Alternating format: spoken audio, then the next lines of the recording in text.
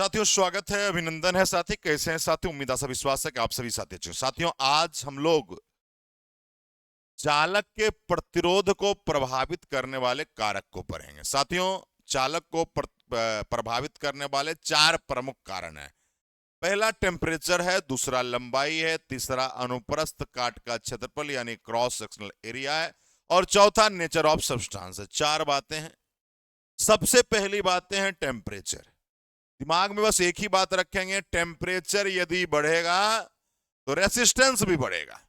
यानी आप कह सकते हैं तापमान बढ़ने से चालक का प्रतिरोध बढ़ता है, परंतु चालकता घटती है। क्यों चालकता घटती है? क्योंकि रेसिस्टेंस का अपोजिट होता है चालकता।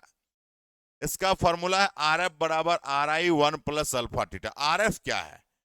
टेम्परेचर के बाद का रेसिस्टेंस, यानी आप ताप सप्लाई किए उसके बाद का है रेसिस्टेंस, तो आर एफ। आर आई क्या है? टेम्परेचर से पहले का रेसिस्टेंस। अल्फा क्या है? रेसिस्टेंस कोफिशिएंट है। थीटा क्या है? चेंज इन टेम्परेचर है। क्लियर है हमारी बातें? तो हमारी बातें ऐसे एक ही चीजें हुई कि अगर टेम्परेचर बढ़ाओगे रेसिस्टेंस बढ़ेगा। दूसरा लंबाई, किसी चालक का प्रतिरोध लंबाई का समानुपाती, यानी लंबाई यदि बढ़ाओगे तो रेसिस्टेंस भी बढ़ेगा, लंबाई घटाओगे तो रेसिस्टेंस भी घटेगा।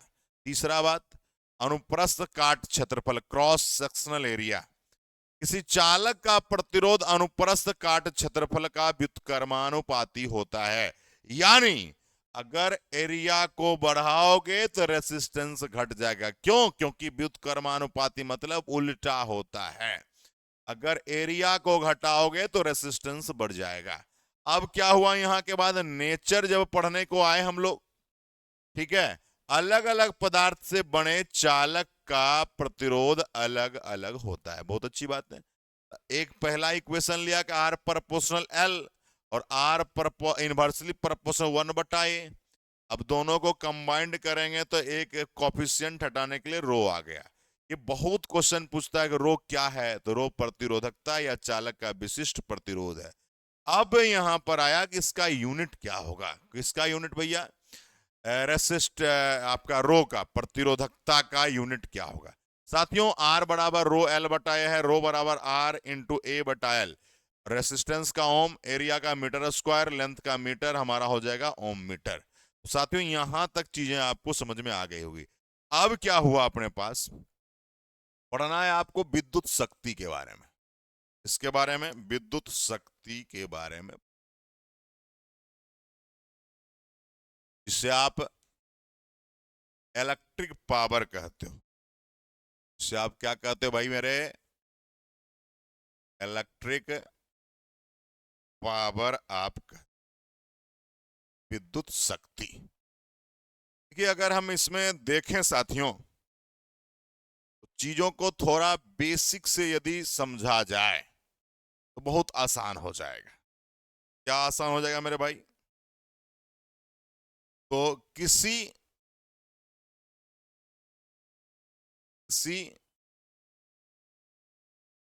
विद्युत उपकरण द्वारा, किसी विद्युत उपकरण द्वारा एकांक समय में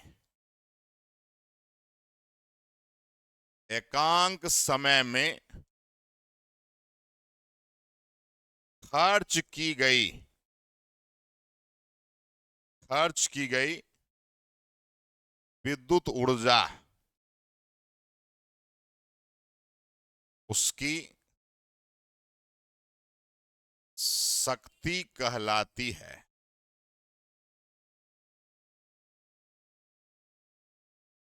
अगर हम चर्चा करें साथियों, दैट इज, आप ये भी कह सकते हो विद्युत शक्ति बराबर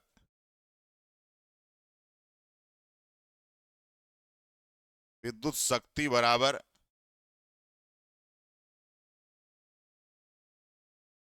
विद्युत ऊर्जा बटा समय, यानी इलेक्ट्रिकल पावर बराबर इलेक्ट्रिकल एनर्जी बटा टाइम। ये बात आप कह सकते हैं। अब यहां से अगर देखा जाए, यानी इलेक्ट्रिक पावर बराबर इलेक्ट्रिक एनर्जी बटा टाइम टेक। अब यहां से इसका फॉर्मूला रिवोल्यूट करेंगे। अगर हम लोग देखा जाए किसी भी उपकरण की बात है, कहेंगे यदि कोई विद्युत उपकरण, यानी कोई भी विद्युत उपकरण है जिसका रेसिस्टेंस R है, जिसका प्रतिरोध R है, यानी रेसिस्टेंस को क्या मान लिए, सिंबॉलिक रूप से R मान लिए, तथा V वोल्टेज के कारण विद्युत धारा I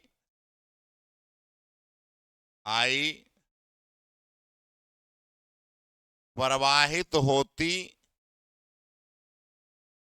है। तो विद्युत उपकरण है जिसका रेसिस्टेंस R है, भी वोल्टेज है, करंट आपका I फ्लो होता है, तो उस उपकरण की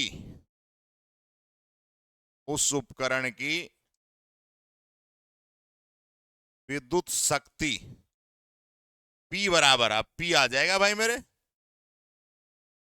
V square upon R, V square upon R, यही फॉर्मेट हो जाए। ठीक है, E बराबर V स्क्वायर अपॉन R। इसको अगर आप चाहेंगे तो देखिए, आप ओम्स के नियम से जानते हैं E बराबर IR, आप जानते हैं ये किसके नियम से, ओम्स लॉ से।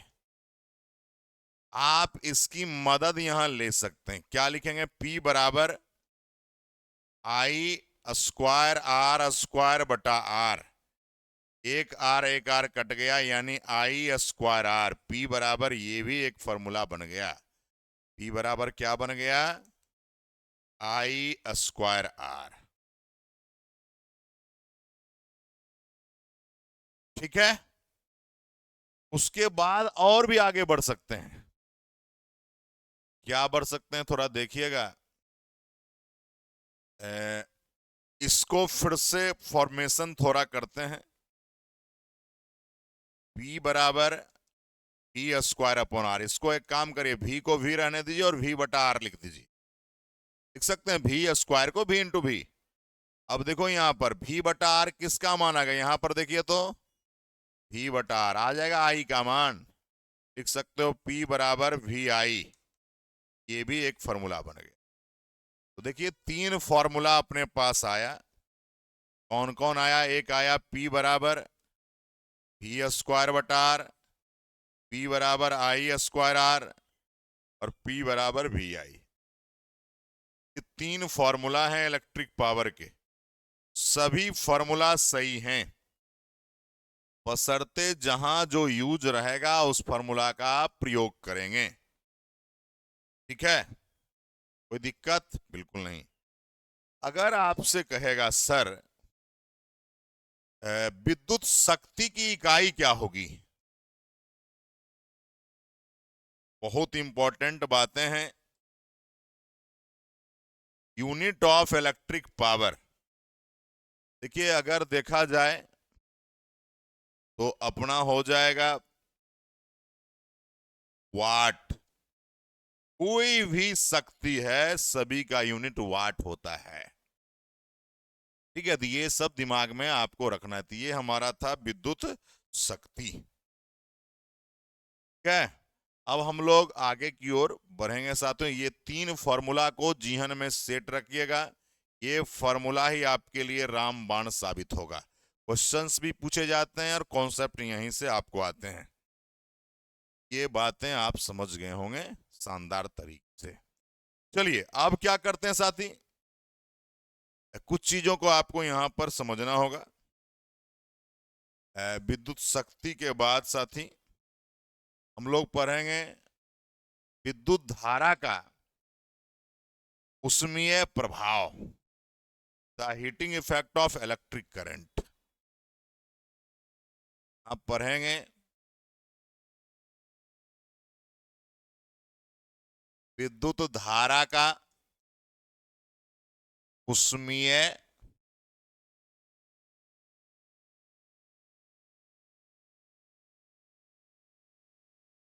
प्रभाव, the heating effect of electric current, heating effect of electric current पढ़ना है कि क्या होता है। देखिए ये इसके बारे में, ये जो घटना है हीटिंग इफेक्ट, इसका खोज न्यूटन साहब ने किया था। किसने किया था? न्यूटन साहब ने किया था। और सॉरी न्यूटन कह रहे हैं, हीट है तो जूल, जूल साहब ने किया था। काहे कि हीट की बात है तो जूल साहब ने किया था। इसमें होता क्या है सुनने की जरूरत है। जब किसी, लिखवा इसलिए देते हैं एक एक बात की आप बाद में नोट्स बना सकें। जब किसी चालक से विद्युत धारा प्रवाहित यानी फ्लो होती है, जब किसी चालक से विद्युत धारा प्रवाहित होती है तो चालक का प्रतिरोध गुण, तो चालक का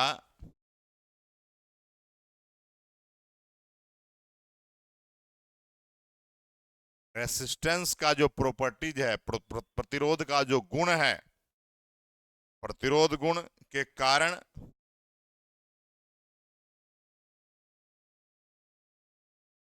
ठीक है, प्रतिरोध गुण के कारण चालक में ऊष्मा उत्पन्न होती है। चालक यानी कंडक्टर में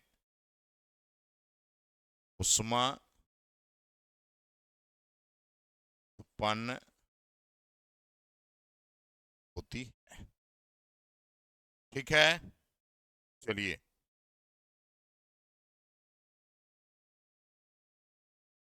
चालक में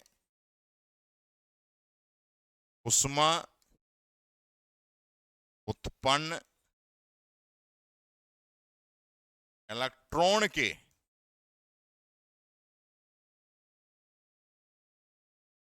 टक्कर के कारण होता है।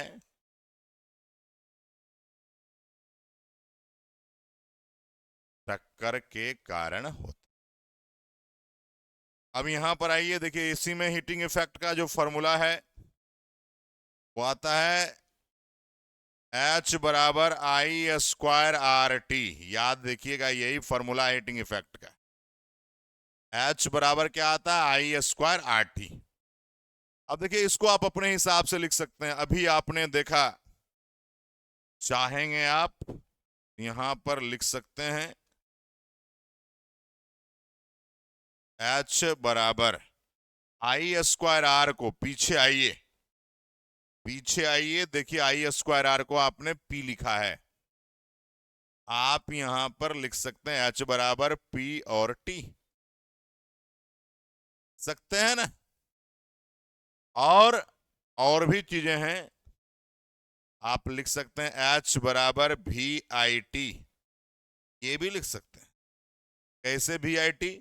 तो P बराबर VI होता है, अभी जस्ट आपने पढ़ा है। P बराबर क्या पढ़ा है बताइए? P बराबर आपने पढ़ा है VI, और T तो T ही हो जाएगा, तो VIT। तो यहां भी 3 फॉर्मूला आए, H बराबर I स्क्वायर RT, H बराबर PT और H बराबर VIT। सब चीज बताया गया। H यहाँ हीटिंग इफेक्ट है, I करंट है, R रेसिस्टेंस है, T टाइम है, P आपका शक्ति है। सब तो चीजें पहले भी बताया जा चुका है। ये ऊष्मीय प्रभाव है। अब क्या है आपको इसमें, अब क्या पढ़ना है? ये तो भैया फॉर्मूला है, सब कुछ है, लेकिन पढ़ना है ऊष्मीय प्रभाव। ऊष्मीय प्रभाव पर आधारित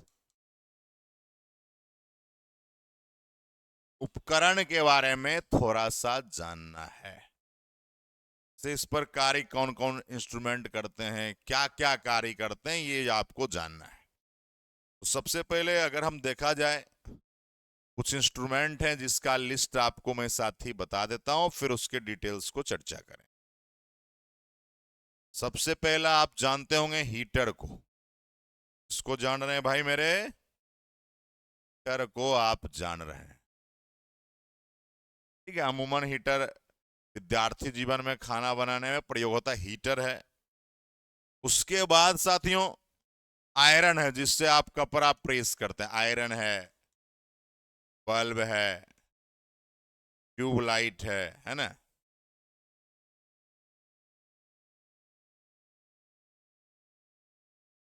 ये सब इंस्ट्रूमेंट हीटिंग इफेक्ट के हैं, जिसके बारे में आपको जानना है।